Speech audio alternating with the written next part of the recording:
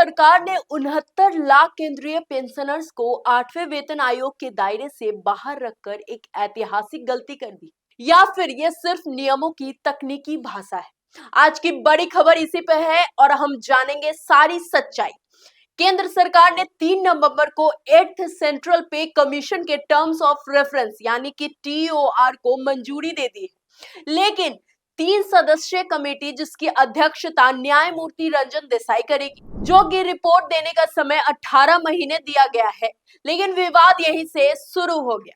मुद्दा क्या है, आइए जानते हैं। कई यूनियन और कर्मचारी संगठन कह रहे हैं कि नए टीओआर में पेंशन और रिटायरमेंट बेनिफिट्स का सीधा जिक्र नहीं किया गया है, यानी कि आरोप यह है कि करीबन 69 लाख केंद्रीय पेंशनर्स और फैमिली पेंशनर्स आयोग के दायरे से बाहर बताए जा रहे हैं। AIDEF यानी कि all India defence employees federation ने इसे अन्याय बताते हुए वित्त मंत्री को पत्र भी भेजा है।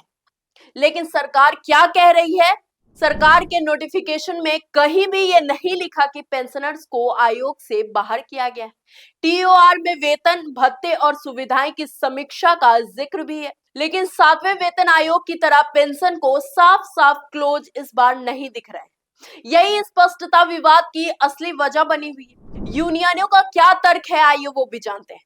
यूनियनों का कहना है कि कर्मचारियों ने 30 से 35 साल देश की सेवा की है, पेंशन उनका अधिकार है और जो कि सही मायने में अगर देखा जाए तो है भी।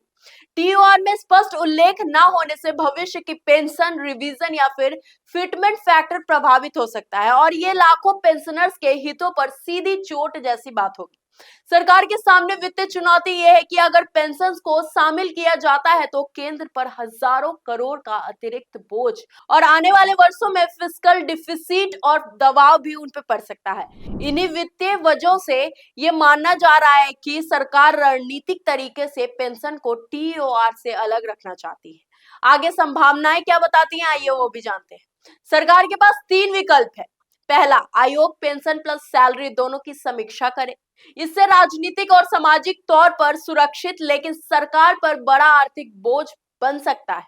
दूसरा, पेंशन को बाहर रखकर सिर्फ वेतन और भत्तों पर फोकस करें। सरकार के लिए वित्तीय रूप से यह आसान होगा, पर यूनियनों की नाराजगी इससे ज्यादा बढ़ सकती है। तीसरा, सीमित दायरे में पेंशन पर सुझाव पर व्यापक रिवीजन नहीं। एक संतुलित रास्ता है, लेकिन पेंशनर्स की उम्मीदें अधूरी रह सकती हैं।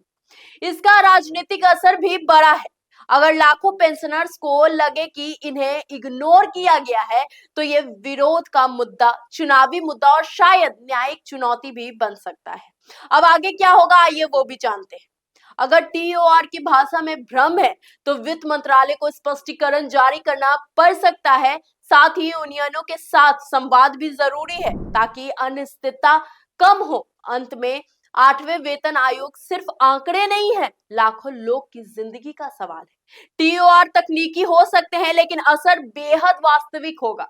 पारदर्शिता, संवाद और संवेदनशीलता यही समय की मांग है। अगर आप कर्मचारी या फिर पेंशनर्स हैं, आपकी यूनियन से जुड़े सवाल पूछें और मंत्रालय से स्पष्ट जवाब मांगे, क्योंकि ये आपकी जिंदगी और आपके भविष्य दोनों का मामला है। आपकी इस पूरी वीडियो पे क्या राय है, कमेंट करके हमें जरूर बताएं। अगर आपको ये वीडियो पसंद आई हो तो चैनल को लाइक करें, शेयर करें, सब्सक्राइब करना बिल्कुल ना भूलें। तब तक के लिए धन्यवाद।